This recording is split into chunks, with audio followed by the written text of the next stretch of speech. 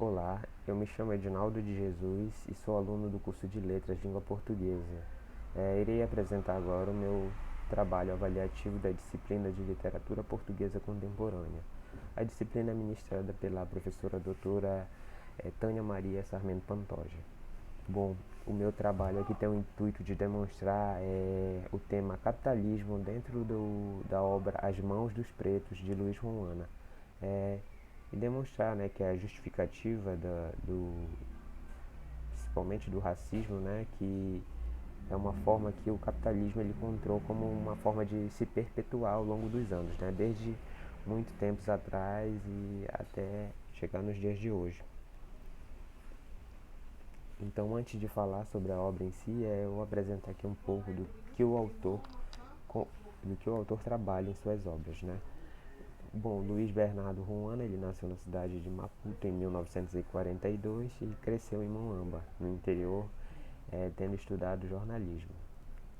Bom, o autor ele traz muitas reflexões políticas da história, né, e da cultura de seus antepassados negros. Bom, ele utiliza um discurso anticolonial, ele confronta, né, o sistema, né, criado pelo homem, né, através da sua escrita, né, o trabalho dele de escrever vai justamente falar desses pontos, né? Bom, de uma forma geral, ele apresenta a vida do negro, né, marginalizado na sociedade. E, e que reflexões a obra, né, traz pra gente, né, As Mãos dos Pretos traz? Bom, a história trata de um rapaz, né, muito interessado, né, na questão de perguntar por que as mãos dos negros são brancas, né, e ele faz muitas indagações, né, às outras pessoas, né, a um, a um professor, a um padre, e todas as respostas que ele obtém a gente consegue perceber um cunho muito racista, né, que demonstra muita segregação racial, né. E tudo isso, se a gente for perceber, né, tem também uma propriedade religiosa, né, que é justificativa, né, que Deus, né, fez o homem negro por, por vários motivos e tal. E, e demonstrar também que, ao mesmo tempo que o capitalismo, né, a gente consegue ver ele em alguns trechos da obra, quando a Dona Dores, que é uma das personagens, né, fala que as mãos dos negros são justamente para fazer comida para os patrões. Então a gente já vê aqui uma forma de que os negros são prioritariamente, né, demonstrados como uma pessoa que deve ser subalterna, né, que deve servir às outras pessoas. E aqui, como eu disse, né, o colonialismo e a justificativa da supremacia branca. Bom, se a gente for perceber que como se deu essa construção do colonialismo, né, que já era um primórdio do capitalismo, a gente pode identificar que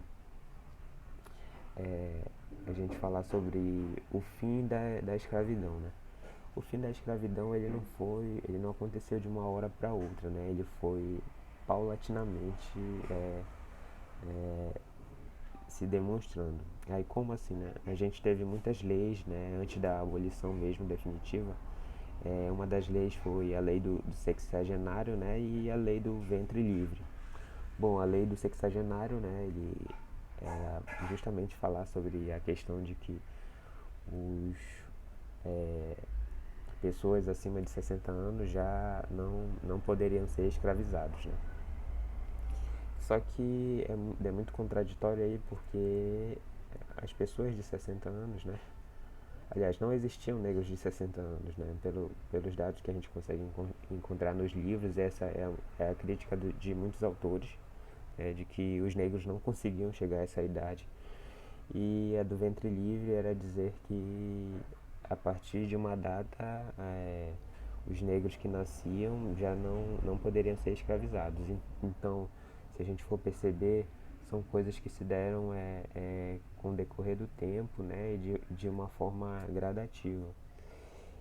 E como a gente pode perceber essa questão do colonialismo aí, é que os negros, eles não, aliás, o intuito do capitalismo aí não era acabar com a escravidão, e sim uma forma de que ao longo do tempo, né, como a estrutura do capitalismo, do imperialismo, né, sugeria que as mãos de obras, né, do homem fossem, fossem capitais, né, deveriam ter um retorno, né, o homem deveria ser assalariado já com o decorrer do tempo, né, principalmente depois do questão das indústrias estarem sendo implantadas e precisar de mão de obra. No primeiro momento não se queria que os negros fossem libertos, né? Mas só que como isso foi um processo lento, né, e o mercado ele exigia ainda que muitas pessoas fossem escravizadas, né, por causa que precisavam trabalhar nas lavouras e tal, a questão da agricultura ainda é muito forte, né, e precisavam de uma mão de obra, então isso é, foi sendo construído aos poucos, né, esse processo. E é aí que o colonialismo ele entra, né, o capitalismo também, dizer que é uma forma de encontrar para se perpetuar. Bom, então aqui é um trecho do livro, do texto, né, em que a Dona Dores ela fala sobre o porquê das mãos dos negros serem assim. Bom, disse-me que Deus fez-lhe as mãos assim, mais claras, para que não sujarem a comida que fazem para os seus patrões, ou qualquer outra coisa que eles mandem fazer e que não deve ficar senão limpa. Bom, o capitalismo é o controle da população, né? Bom, aqui é um trecho do artigo que eu li, né, sobre a questão da supremacia branca, em que o autor ele diz assim: podemos observar que historicamente que o racismo serviu perfeitamente ao capitalismo como mecanismo para o progresso. Bom, e como a gente vê no texto, né, antigamente, há muitos anos, Deus, Nosso Senhor Jesus Cristo, Virgem Maria, São Pedro e muitos outros santos, todos os anjos que nessa altura estavam no céu e algumas pessoas que tinham morrido ido para o céu fizeram uma reunião e resolveram fazer os pretos. Então aí a gente vê mais uma vez a questão da religiosidade, né? Também. E de qualquer forma, a igreja, como a gente viu há muito tempo, ela foi sustentada, né? Ela sustentava de que ela sustentava essa exploração que os homens brancos faziam sobre os negros. Bom, e a conclusão, né? A conclusão é que a intenção do homem branco era pôr em prática, né, uma posição superior, ao mesmo tempo que podemos perceber que o capitalismo se construiu e se alicerçou, né, com essas ideias de que os negros são os que devem ser explorados. Mas aí a gente pode ver que não é só o homem negro que sofre as consequências, mas há mais um quesito principal, que é que ser pobre, ser negro é uma condição que não pode ser alterada, o que nos faz perceber a tamanha crueldade do capitalismo.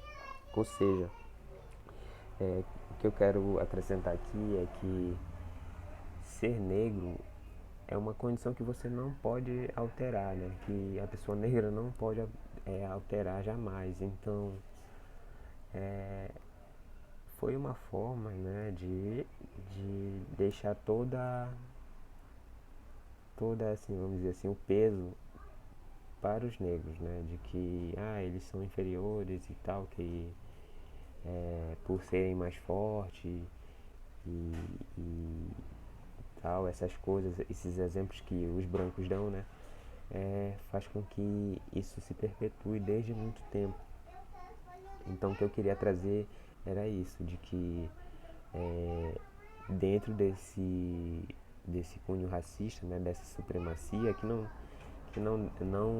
também não trata só da questão do capitalismo, né, mas como foi debatido em sala, né, sobre o tema de preconceito, mas que isso também foi uma forma do capitalismo se consolidar até os dias de hoje.